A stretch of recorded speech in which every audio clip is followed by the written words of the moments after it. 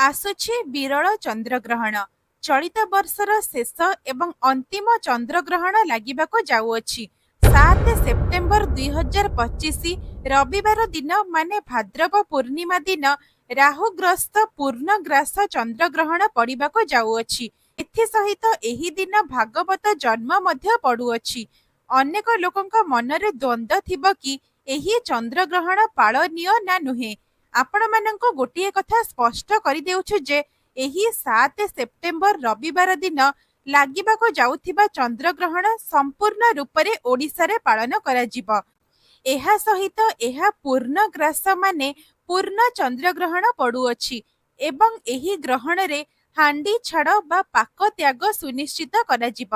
ତେବେ ଆଜିର ଏହି ଭିଡିଓରେ ଆମେ ଆଲୋଚନା କରିବା କି 7 ସେପ୍ଟେମ୍ବରରେ ଲାଗିବାକୁ ଥିବା ଚନ୍ଦ୍ରଗ୍ରହଣର ସ୍ପର୍ଶ ସମୟରୁ ନେଇ ମୁଖ୍ୟ ପ୍ରାପ୍ତିର ସମୟ କେତେବେଳେ ରହିଅଛି, ଓଡ଼ିଶାରେ କେଉଁ ସମୟରେ ଦୃଶ୍ୟମାନ ହେବ, ସୂତକ ସମୟ ବା ହାଣ୍ଡି ଛାଡ଼ ସମୟ କେତେବେଳକୁ ଆରମ୍ଭ କରାଯିବ, ଏଥି ସହିତ କେଉଁ କାର୍ଯ୍ୟ କରିବା ଶୁଭ ଅଟେ ଏବଂ କେଉଁ କାର୍ଯ୍ୟ କରିବା ଅଶୁଭ ଅଟେ, ଗର୍ଭବତୀ ମହିଳାମାନେ କ'ଣ କରିବା ଉଚିତ, କିପରି ରହିବେ ସାବଧାନ ଏବଂ କେଉଁ ରାଶିର ବ୍ୟକ୍ତିବିଶେଷ ମାନଙ୍କ ଉପରେ ଏହି ଚନ୍ଦ୍ରଗ୍ରହଣର ଶୁଭ ପ୍ରଭାବ ରହିଅଛି ଏବଂ କେଉଁ ରାଶିର ବ୍ୟକ୍ତିବିଶେଷ ମାନଙ୍କ ଉପରେ ଅଶୁଭ ପ୍ରଭାବ ପଡ଼ିବା ପାଇଁ ଯାଉଛି, ଏହି ସମସ୍ତ ବିଷୟରେ ଆଜିର ଏହି ଭିଡିଓରେ ବିସ୍ତାର ଭାବରେ ଆଲୋଚନା କରିବା।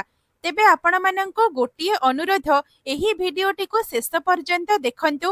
ଭିଡିଓଟି ଭଲ ଲାଗିଲେ गोटे लाइक करी कमेंट रे जय माँ लक्ष्मी जय जगन्नाथ अवश्य लिखि दियंतु। आज्ञा हाँ बंधुगण, 7 सेप्टेम्बर 2025 भाद्रव मास शुक्ल पक्ष पूर्णिमा तिथि दिन माने रविवार दिन घटिबाको जाउअछि चंद्रग्रहण। बंधुगण, ग्रहण हेउ अबा पराग हेउ, एहार प्रभाव जीव जगत उपरे पड़िथाए, राशि नक्षत्र उपरे पड़िथाए। संपूर्ण पृथ्वीठु नहीं समस्त संसार उपरे एही ग्रहणर प्रभाव पड़िथाए।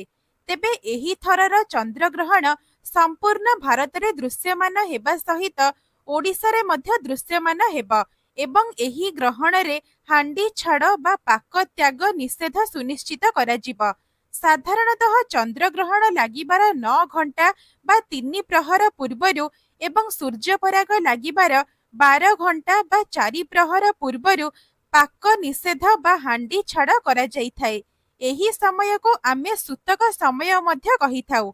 जेहेतु एहा चंद्रग्रहण लागिबाको जाउअछि, ताहाले 9 घंटा पूर्वरु हांडी छाड़ बा पाक त्याग निषेध कराजिबा। तेबे एही चंद्रग्रहणर सूतक समय बा पाक निषेध बा हांडी छाड़र समय हेउछि 7 सेप्टेम्बर 2025 रविवार दिन 12:57 रु आरंभ हेबा एवं एहा मध्यरात्रि 1:25 पर्यंत रहिबा। एही समय मध्यरे संपूर्ण रूपरे देवनीति, भोजन कार्य एवं रंधन कार्य को संपूर्ण रूपरे बारण करा जाइअछि। तो आपण माने 7 सेप्टेम्बर रविवार दिन 12:57 पूर्वरु आपण जहाँ भी किछि खाइबा कथा खाई नेबे एवं समस्त देवनीति को सारिबा पई चेष्टा करिवे। किंतु दिन 12:57 परे आपण कोनोसी भी देवनीति करिवे नाही, अन्न भोजन करिवे नाही किंबा रंधन कार्य मध्य करिवे नाही। जेहेतु आमे सनातन धर्म को अवलंबन करुअछे, तो ग्रहणर समस्त नीति नियम को मानिबा आमर कर्तव्य अटे।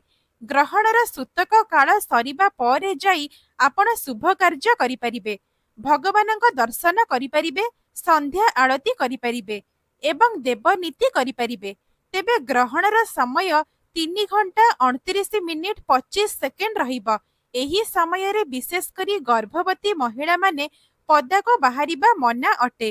ग्रहण दर्शन करिबा मध्य मना अटे। जदि कोनोसी स्त्री गर्भवती थाए, जदि सेमाने ग्रहण समय रे गोटिए नड़िया को निजर कोଳରେ धरी सुअंती, तेबे सेमानंकर गर्भजनित कोनोसी भी कष्ट रही न थाए। सेमानंकर शिशु उपरे कोनोसी भी दुष्ट प्रभाव पड़ी न थाए। गर्भस्थ शिशु सुरक्षित रही थाए। एथि सहित गर्भवती महिला माने कला वस्त्र परिधान करंतु नाही, बाहर को मध्य जांतु नाही, झरका कबाट बंद करी रखंतु। ज्योतिष शास्त्र मतरे एही चंद्रग्रहण प्रभावरु ग्रह एवं नक्षत्र मानक मध्यरे बहुत बड़ परिवर्तन हेबा पई जाउअछि। जेहेतु एहा राहुग्रस्त चंद्रग्रहण लागिबाको जाउछि, एहार सीधा प्रभाव राशि चक्र रे थिबा 12 गोटी राशि उपरे पड़िबा पई जाउअछि एवं ग्रह मानकर चलन कारणरू किछि राशिर व्यक्ति विशेष मानक उपरे एही ग्रहणर अशुभ प्रभाव पड़िथिबा बेले आउ किछि राशिर व्यक्ति विशेष मानक पई दिनटी अत्यंत शुभ रहिब। तेबे राशि चक्र रे थिबा 12 गोटी राशि मानक मध्यरू केवल 8 गोटी राशि एमिति अछंती जेउ मानक उपरे एही चंद्र ग्रहणर शुभ प्रभाव पड़िबा पई जाउअछि। एमानंक पई चंद्र ग्रहण देखिबा अत्यंत शुभ अटे। सेही राशि गुड़िक हेउछंती मेष राशि, वृष राशि, मिथुन राशि, सिंह राशि, कन्या राशि, तुला राशि, मकर एवं कुंभ राशिर व्यक्ति विशेष मानक पई एही ग्रहण अत्यंत शुभ हेबा। एही 8 गोटी राशिर व्यक्ति विशेष माने ग्रहण देखिबा द्वारा बा दर्शन करिबा द्वारा शुभ फल प्राप्ति करिवे एवं आउ 4 गोटी राशि मानक पई एही ग्रहण अशुभ फल प्रदान करिब। एमानंको ग्रहण देखिबा अशुभ अटे। एही राशि गुड़िक हेउछंती कर्कट राशि, बिच्छा राशि, धनु राशि एवं मीन राशि। एही 4 गोटी राशिर व्यक्ति विशेष मानक पई ग्रहण देखिबा अशुभ प्रद अटे। एही 4 गोटी राशिर व्यक्ति विशेष माने भगवान शिवंकर आराधना करंतु एवं महामृत्युंजय मंत्र पाठ करंतु, शुभ फल प्राप्ति हेबा। एवं आउ गोटिए कथा, एही दिन खुदुरुकुणी ओसार शेष पाळी मध्य पडुअछि, भागवत जन्म मध्य पडुअछि। ज्योतिष शास्त्र मतरे एही समय रे केतेक काम करिबाको मध्य बारण करा जाइछि। प्रथम कार्य हेउछि एही समय रे खाद्य तैयारी करंतु नाही। चंद्रग्रहण समय रे खाद्य पदार्थ रोषेई करिबाको संपूर्ण मना करा जाइछि, कारण एही समय रे रंधा होइथिबा खाद्य ज्योतिष शास्त्र मतरे अशुद्ध होइथाए, माने विष समान होइथाए। एथिपई आपण चंद्रग्रहण लागुथिबा समय रे रोषेई कार्य करंतु नाही। द्वितीयटी हेउछि चंद्रग्रहण समय रे आपण खाद्य ग्रहण करंतु नाही। एही समय रे रंधा होइथिबा खाद्य संपूर्ण निषेध अटे। ज्योतिष शास्त्र मतरे चंद्रग्रहण समय रे रंधा होइथिबा खाद्य खाइले एहा आम शरीर उपरकू प्रभाव पकाई थाए। तेणु ग्रहण समय रे आपण सुखिला खाद्य बा फलमूल खाई परिबे। तृतीयटी हेउछि चंद्रग्रहण समय रे कोनोसी भी शुभ कार्य करंतु नाही, किंबा कोनोसी शुभ कार्य करिबा पई मध्य आलोचना करंतु नाही। एहा द्वारा आपणक परिवार रे अनिष्ट होइथाए। चतुर्थटी हेउछि ग्रहण समय रे देवादेवींक पूजा करिबा संपूर्ण निषेध अटे।